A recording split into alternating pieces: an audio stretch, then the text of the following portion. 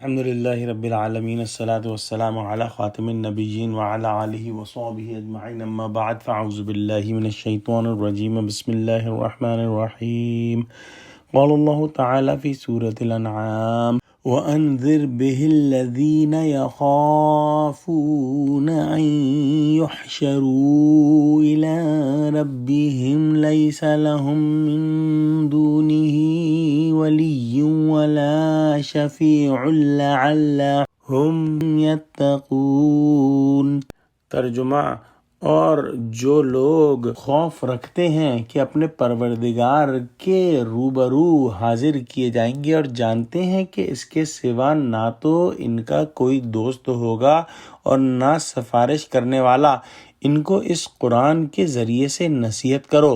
تاکہ پرہیزگار بنیں۔ اس آیت میں اللہ سبحانہ وتعالیٰ فرماتا ہے کہ اے محمد صلی اللہ علیہ وآلہ وسلم، تم اس علم وحی یعنی قرآن کے ذریعے سے ان لوگوں کو نصیحت کرو جو اس بات کا خوف رکھتے ہیں کہ اپنے رب کے سامنے کبھی اس حال میں پیش کیے جائیں گے کہ اس کے سوا وہاں پر کوئی ذی اقتدار نہ ہوگا جو ان کا حامی و مددگار ہو یا ان کی سفارش کرے۔ شاید کہ اس نصیحت سے یہ لوگ متنبہ ہو کر خدا ترسی کی روش اختیار کر لیں۔ گویا جو لوگ دنیا کی زندگی میں ایسے مدہوش ہیں کہ انہیں نہ موت کی فکر ہے، نہ یہ خیال ہے کہ کبھی ہم اپنے خدا کو بھی منہ دکھائیں گے، ان پر تو یہ نصیحت ہرگز کارگر نہ ہوگی، اور اسی طرح ان لوگوں پر بھی اس کا کچھ اثر نہ ہوگا جو اس بے بنیاد بھروسے پر جی رہے ہیں کہ دنیا میں ہم جو چاہیں کر گزریں، جیسے چاہیں گل کھلائیں، آخرت میں ہمارا بال تک بیکا نہ ہوگا،